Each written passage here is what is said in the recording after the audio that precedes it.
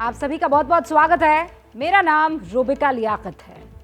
आज हम master stroke में सबसे पहले कश्मीर में हुए उस हमले की बात करेंगे जिसने कश्मीरी पंडितों की सुरक्षा पर एक बार फिर से सवाल खड़े कर दिए हैं। कल कश्मीर के बड़गाम में राहुल भट्ट नाम के कश्मीरी पंडित की हत्या हुई थी। हमने वो खबर मास्टर स्ट्रोक में ब्रेक की थी, याद होगा आपको।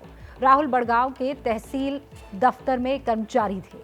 अपडेट इस वक्त ये है कि हत्या के बाद कश्मीर में काम करने वाले बहुत से पंडित, सरकारी कर्मचारी जो हैं वो डरे हुए हैं।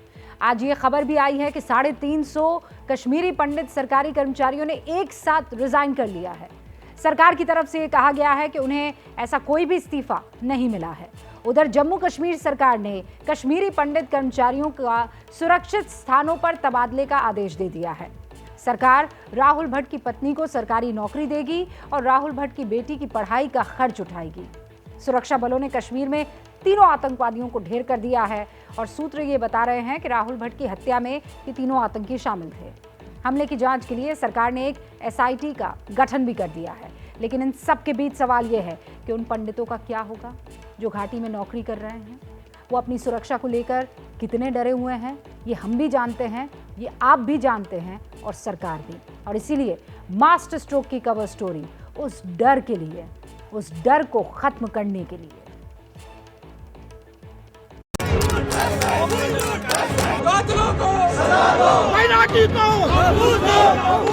बीजेपी को सपोर्ट करते हैं क्योंकि हम हिंदू को चाहते हैं, हम हिंदुस्तान में रहना चाहते हैं। अगर आप हमें सपोर्ट नहीं कर सकते तो खाक में जाइए बीजेपी, आप बैठिए उधर सेंट्रल में, फिर यहाँ पे स्टेट में क्या कर रहे हैं, कर क्या रहे हैं आप लोग यहाँ पे। फिर कश्मीरी पंडित की ऐसी टारगेटेड किलिंग होगी तो उस गुस्से की जद में हर कोई आएगा।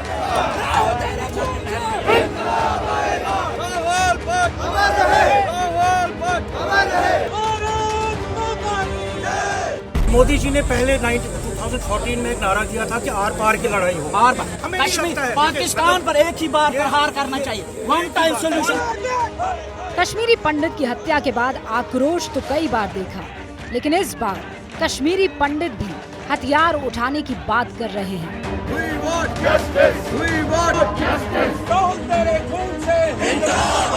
अगर आप चाहते हैं कश्मीरी पंडित हथियार उठा ले तो आज का यूथ आपको प्रॉमिस करता है अगर ऐसा ही चलता रहा तो हम यूथ हथियार उठाएंगे और हम भी काटेंगे। फिर कश्मीरी पंडित हूँ, पहले मुझे 90 से भी निकाला गया, आज मेरी किलिंग हो रही है नौजवानों की, ये बर्दाश्त नहीं होगा। और इसीलिए ये सवाल खड़ा हो रहा है कि क्या कश्मीरी पंडित होना गुनाह है। सामने कश्मीरी पंडित की चिता जल रही है, वो भी 32 साल की। मैं देश का नागरिक हूँ, कौन सा कसूर मैंने किया? कश्मीरी पंडित ने कौन सा कसूर? कश्मीर के बड़गाम में कल मारे गए कश्मीरी पंडित राहुल भट्ट का आज अंतिम संस्कार हो गया। राहुल के बुजुर्ग पिता अंदर से टूट गए हैं। हमसे बात करते करते हिम्मत हार गए और रोने लगे। सब खत्म हो गया। अब बचा ही क्या बोले? नहीं, अब बचा ही क्या बोले? बुढ़ापे में बचा होता है सारा माँ बाप का, वही चला गया। अब क्या बोलूं? कश्मीर को एक राजनीतिक समस्या बताने वालों के मुंह पर भी अब ताले लगे होंगे, क्योंकि आतंकवादी पिछले काफी वक्त से लगातार कश्मीरी पंडितों को उनके हिंदू होने की वजह से मार रहे हैं। कल भी ऐसा ही हुआ। आतंकवादियों ने पहले राहुल का नाम पूछा और फिर गोली मार दी। नाम बोलकर बोला ये राहुल भट्ट है।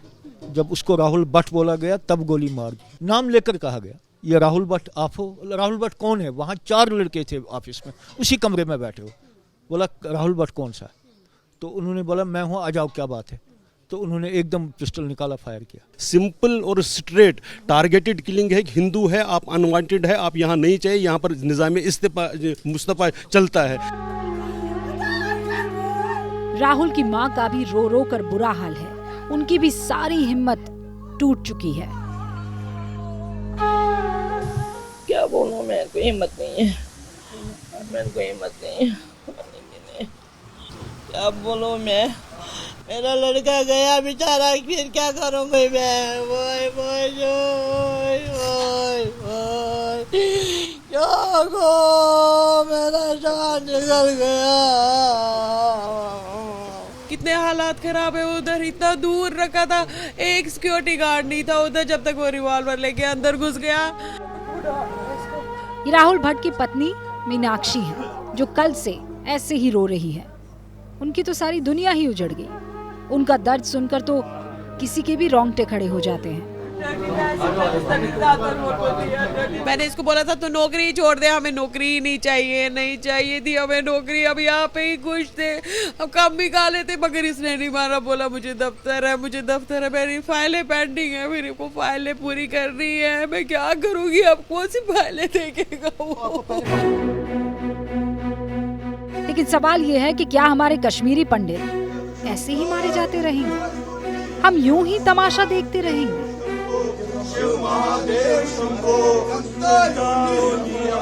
अकेली तो भैया मैं रह ही गई हूँ, मेरे साथ ही सबसे कोई नहीं है, कोई नहीं है, मेरा वही था बस।